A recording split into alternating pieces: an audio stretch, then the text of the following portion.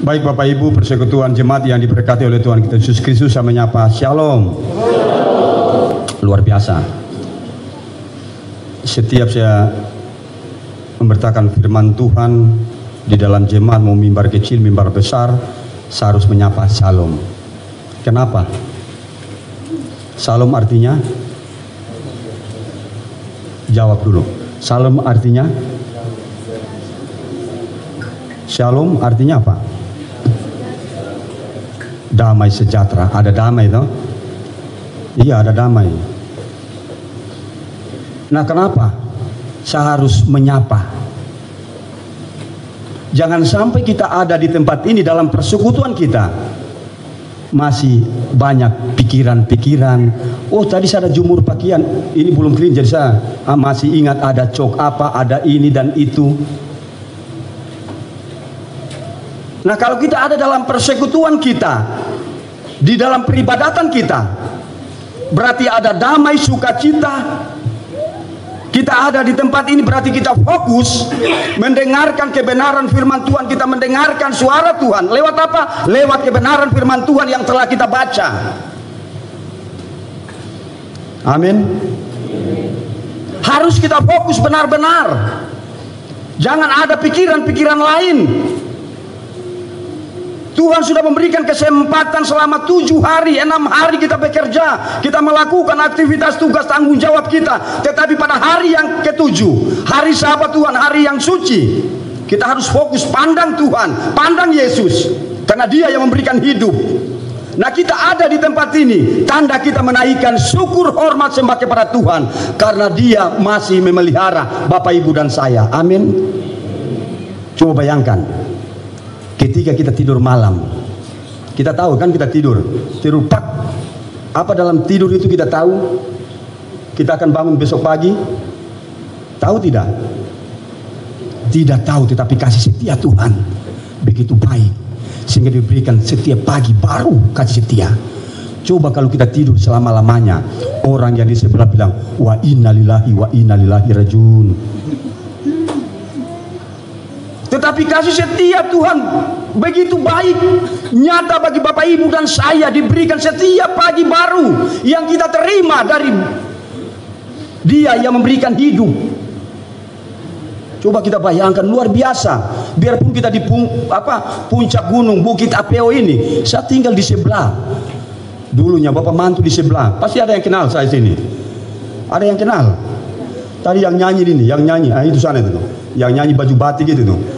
Karena dia masih kecil itu, udah saya tinggal ini dia nih. Kenal saya, karena samping rumah, pas.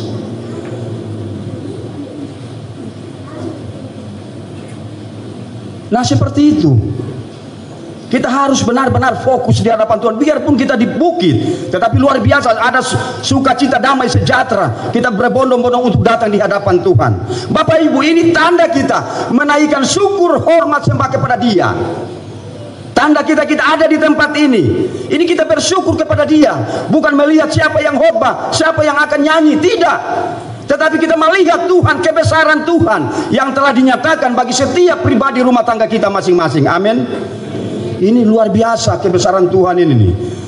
Nah, sekarang kita belajar tentang kebenaran firman Tuhan yang telah ditetapkan oleh Sinode GKI di Tanah Papua dalam Yeremia 10 ayat 1 sampai 16 dengan tema Tuhan semesta alam.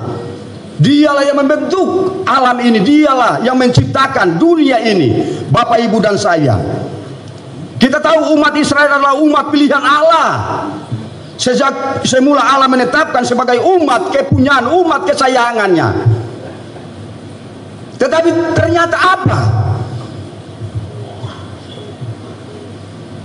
Ketika dalam perbudakan Mesir, ya, dia melakukan perjalanan selama 40 tahun masuk tanah perjanjian. Karena kebesaran Allah yang telah ditetapkan bagi mereka, sehingga mereka bisa masuk ke tanah perjanjian, tanah Kanaan. Tetapi apa yang terjadi ketika mereka masuk tanah Kanaan? Apa yang mereka lakukan?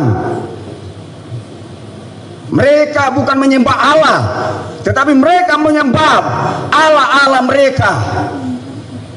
Karena mereka beranggap ketika mereka selamat dari perbudakan Mesir karena kekuatan kebesaran mereka, sehingga mereka ketika mereka sampai di tanah perjanjian, mereka menyembah Allah-Allah mereka. Mereka menyembah pohon, mereka bersyukur kepada Allah-Allah mereka.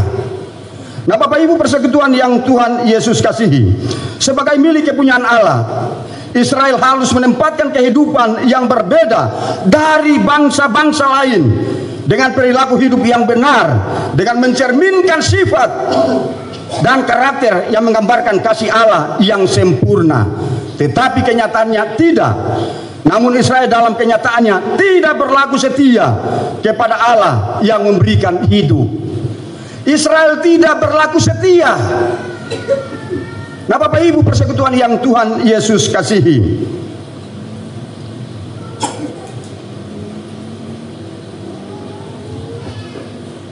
sama seperti kita pada saat ini, Israel masa kini, kita juga mengikuti seperti itu. Kita telah diselamatkan oleh Yesus Kristus. Bapak Ibu ingat 2000 tahun yang lalu, ketika dia mati di atas kayu salib karena pemberontakan dosa umat manusia, termasuk Bapak Ibu dan saya.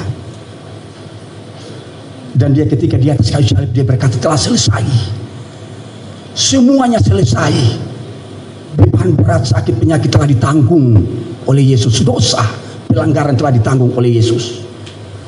Dia berikan kasihnya bagi Bapak Ibu dan saya. Dia menghidupkan Bapak Ibu dan saya. Sampai saat ini kita menikmati kasih karunia Yesus. Ini luar biasa. Tetapi kenyataannya kita tidak pernah merespon kasih setia Tuhan di dalam kehidupan Bapak Ibu dan saya. Kita sia-siakan hidup Bapak Ibu. Kita sia-siakan hidup kita di dalam perjalanan ini. Kita beranggap bahwa saya kuat, saya boleh melakukan ini dan itu. Kita tidak pernah menaikkan syukur hormat kepada Dia yang memberikan hidup. Kita harus menyerahkan hidup kita hanya kepada Dia yang memberikan hidup, Yesus Kristus. Kita lihat ayatnya yang kelima, ayat 1 sampai dengan ayat kelima. Yeremia menyampaikan pesan firman Tuhan kepada umat Israel, bahwa umat Tuhan diajak untuk tidak hidup dalam kebiasaan orang-orang yang tidak kenal Allah, yakni kebiasaan orang-orang tersebut selalu takut dan gentar terhadap tanda-tanda langit yang merupakan kesia-siaan. Yang kedua, berhala dibuat dari pohon yang ditebang lalu dikerjakan. Bapak Ibu persekutuan yang diberkati oleh Tuhan kita Yesus Kristus, biasanya kita sering favorit, oh ini pendeta ini boleh, dia kalau khotbah, wah luar biasa. Itu namanya berhala. Ya, itu namanya suatu berhala modern sekarang ini. Tetapi semuanya itu karena Tuhan. Kan biasanya, wah kita harus undang pendeta ini, dia ini luar biasa, dia luar biasa. Jangan seperti itu. Itu berhala. Dalam tugas tanggung jawab kita juga kita bertekun. Kita sudah lupa dengan apa? Dengan apa? Peribadatan kita dalam persekutuan kita. Itu pun berhala. Kita nonton bola berjam-jam sampai dari pagi sampai pagi sampai pagi. Itu pun berhala. Kita lupa. Kalau datang beribadah 1 jam sudah mulai ngantuk. Waduh, iblis sudah mulai nina bobo. Itu semuanya berhala. Jangan kita banggakan semua itu, karena semua itu milik Tuhan. Semua itu karena anugerah Tuhan. Tuhan yang membuat, Tuhan yang menciptakan, Tuhan yang memberikan segala-galanya bagi kita. Biasanya kan kita buat patung, patung kita buat. Kita lihat ayat di sini. Ayatnya yang ke-6 kita baca dalam bacaan kita. 1, 2, 3. Tidak ada yang sama seperti Engkau ya Tuhan. Engkau besar dan namamu besar oleh keperkasaan. Tidak Tidak ada yang kita buat patung apapun kita sembah ini. Bukan kita pakai salib besar-besar, salib itu. Itu berhala bagi Bapak Ibu dan saya. Tetapi Dia, Allah kita, itu yang harus kita junjung, karena Dia yang menghidupkan Bapak Ibu dan saya sampai saat ini. Kalau kita meresponi luar biasa, oh iya, karena Tuhan, karena keperkasaannya, sehingga kita boleh ada sebagaimana kita ada di pagi yang berbahagia ini. Karena Tuhan. Bukan kita menjunjung, wah luar biasa ini bulan, bintang, segala-galanya. Dia yang menciptakan alam semesta ini. Yang patut kita puji, Dialah yang memberikan hidup bagi Bapak Ibu dan saya, yaitu Allah, Tuhan kita Yesus Kristus, yang tidak pernah meninggalkan di tengah-tengah kehidupan kita. Dia tidak pernah meninggalkan, tetapi Dia terus berjalan bersama kita dalam kehidupan ini. Nah, Bapak Ibu, persekutuan yang diberkati oleh Tuhan kita Yesus Kristus, sehingga dalam bacaan kita dikatakan berhala dibuat dari pohon yang ditebang lalu dikerjakan, dipahat tangan tukang kayu, dibuat indah dari emas dan perak, dikuatkan dengan paku agar tidak goyah. Ia ada karena inisiatif manusia, tidak mempunyai kemampuan untuk dapat menggerakkan dirinya. Patung, apa dia bisa menggerakkan? Tidak. Loh, kita kalau di ini bersih-bersih, kita tidak bersihkan hati, tapi kita bersih patung apa yang ada di ini kita. Salib itu yang kita pajang itu adalah berhala bagi kita, karena dia tidak bisa menggerakkan, dia tidak bisa menghidupkan kita. Hanya Dia satu. Dia yang menciptakan alam semesta seperti tema. Dia Allah kita. Tidak mempunyai kemampuan untuk menggerakkan dirinya seperti orang-orang yang tidak dapat berbicara. Apa patung bisa dapat berbicara? Atau salib bisa dapat berbicara? Tidak. Tetapi kita sembah Dia. Ingat, itu berhala. Semua yang kita ini dalam kehidupan kita itu berhala.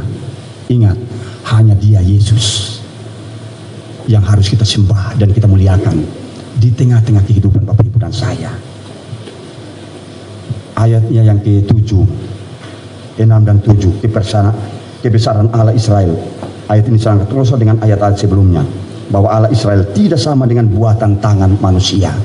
Allah Israel tidak sama dengan buatan tangan manusia, yaitu patung yang berhala-berhala lain. Allah yang menciptakan Bapak Ibu dan saya, Dia yang membentuk kita. Coba kita bayangkan, saya memberikan kesempatan untuk kita tarik nafas,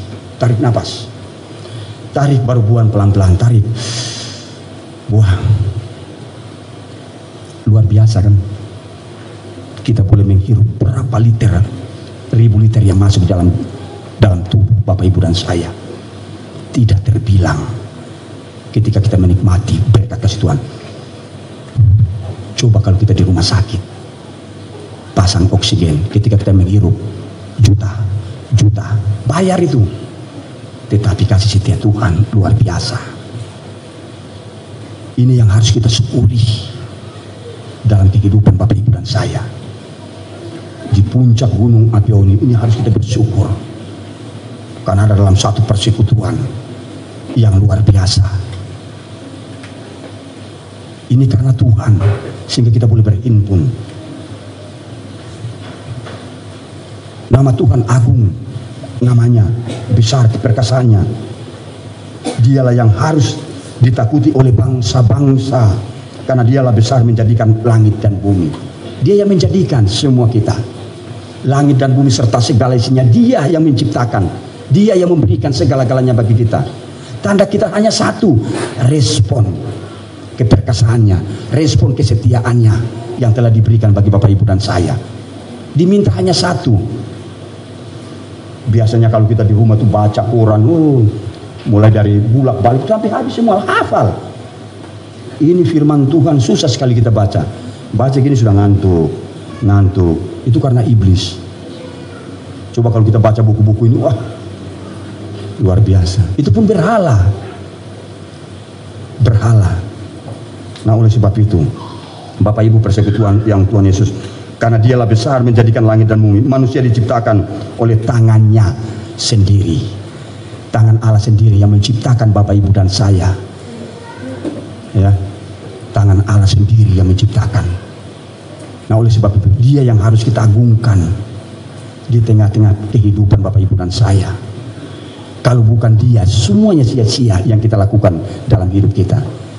Bapak Ibu, mumpung kita masih diberikan kesempatan untuk hidup di dalam perjalanan yang kita telah tempuh, kita semua mengetahui, betul, kita tahu. Tetapi ingat Bapak Ibu, perjalanan yang akan kita tempuh mulai dari saat ini sampai ke depan, tidak ada seorang pun manusia yang mengetahui.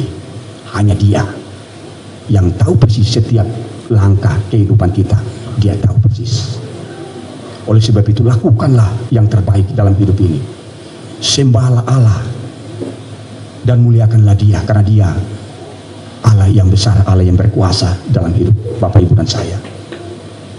Tidak ada di dunia ini yang berkuasa selain dia. Dia yang memberikan hidup bagi Bapak Ibu dan saya. Kita boleh menikmati segala-galanya. Ayat 8 dan ayat 9. Berhala adalah kesia-siaan. Tadi saya sudah katakan berhala modern itu. Kalau kita nonton televisi dari pagi sampai pagi, apalagi bola, siapa yang favorit bola? Stop. Itu berhala modern dalam hidup. Luangkan waktu untuk Tuhan. Boleh-boleh saja. Tetapi ketika sudah dari pagi sampai pagi kita tidak bisa tidur, sampai korban banyak, itu berhala. Kita harus agungkan namanya, nama dia yang menciptakan langit dan bumi, alam semesta ini. Berhala adalah kesia-siaan, adalah kebodohan ketika berhala itu dipuja dan disembah. Adalah kebodohan bagi Bapak Ibu dan saya. Bagaimana benda mati kita harus sujud? Bagaimana benda mati kita harus lap supaya ini? Itu adalah berhala modern zaman sekarang. Ini yang harus saya sampaikan supaya kita mengerti di dalam kehidupan kita apa yang kita lakukan dan kita kerjakan. Tak ada kecakapan sedikit pun yang diperoleh, karena ia adalah benda mati, sekalipun dilapisi dengan emas dari negeri-negeri yang besar dan hebat, tetapi tak dapat menjawab kebutuhan umat. Tak dapat menjawab kebutuhan umat. Ya, berhala-berhala itu tidak dapat menjawab. Bukan kita sembah, kita sembah dia memberikan kesehatan bagi kita, tidak. Yang memberikan kesehatan, kehidupan bagi Bapak Ibu dan saya adalah dia yang memberikan. Ayat 10 dan ayatnya yang sampai dengan 13. Tuhan Allah Israel akbar, Tuhan Allah Israel besar. Dia hidup dan menghidupkan dengan kekuatan, sehingga semua makhluk menjadi bergerak, berbicara. Dia Allah yang besar. Dia yang melakukan, sehingga kita boleh melakukan segala tugas tanggung jawab kita, pekerjaan pelayanan di tengah-tengah kehidupan pekerjaan, karena keperkasaannya. Minggu kemarin kita belajar tentang hikmat dan kekuatan. Betul? Tuhan memberikan hikmat, Tuhan memberikan kekuatan bagi kita. Kalau ketika Tuhan sudah memberikan hikmat bagi kita, kalau hikmat dunia akan di dalam kehidupan kita, kekecewaan itu pasti ada. Tetapi kalau hikmat dari Tuhan, ini luar biasa. Nah, oleh sebab itu, ketika Tuhan sudah memberikan hikmat kekuatan bagi kita, kita harus merespon segala sesuatu. Kita harus ingat dia yang melakukan segala-galanya. Ayat 14 dan ayat 15 dikatakan manusia bodoh. Ya, tadi dalam bacaan kita, manusia bodoh dalam kebodohannya, manusia terbatas yang dibuat dan diciptakan tangannya terbatas, yang diciptakan dari tak bernapas, sia-sia serta menghinakan sang pembuat, pada saatnya akan binasa. Semua itu akan binasa. langit dan bumi akan digoncang, tetapi kebenaran firman Tuhan tetap sampai selama-lamanya. Amin. Langit dan bumi bisa habis, tetapi kebenaran firman Tuhan selama-lamanya. Dan ayatnya yang terakhir bagi kita semua, namanya Tuhan semesta alam, Allah yang hidup. Dialah bagian dari Yakub. Allah berhadapan muka dengan Yakub. Israel adalah milik kepunyaannya, yang mengakui dia sebagai Tuhan semesta alam. Kita harus mengakui bahwa dia adalah Allah, Raja kita, yang berkuasa di tengah-tengah kehidupan persekutuan dan saya. Jangan kita sia-siakan. Seringkali kan kita nyanyi toh, setiap ada ibadah-ibadah dalam persekutuan, keluarga, PKB, bahkan unsur-unsur yang lain, bahkan dalam jemaat, hidup ini adalah kesempatan. Biasa kita nyanyi, hidup ini adalah kesempatan. Jangan hanya di bibir tetapi melakukan. Tuhan melihat hati kita. Tuhan tidak melihat segala sesuatu yang kita lakukan. Tuhan tidak melihat pangkat, jabatan, harta, benda kita, tetapi Tuhan melihat satu, kesetiaan kita. Tuhan melihat kesetiaan. Apalagi kita di atas bukit, puncak bukit Apeo ini. Kalau kita datang tadi, saya dengan Bapak Penatua ini jalan dari bawah. Saya tanya ibadahnya, tempat ibadah di mana? Padahal saya tinggal di sebelah. Bukan, ternyata di sini saya baru tahu juga. Saya sudah mau hampir 26 tahun di Papua. Saya baru tahu bahwa ada persekutuan sini. Selama ini saya tidak pernah tahu bahwa ada tempat ibadah di tempat ini. Saya sudah 26 tahun, Bapak Ibu. Saya lamanya di Timika, di Papua baru 11 tahun. Lama di Timika. Setelah dari sini berangkat ke Timika. Jadi jumlah semua 26 tahun di Papua. Papua, Jayapura maupun Timika.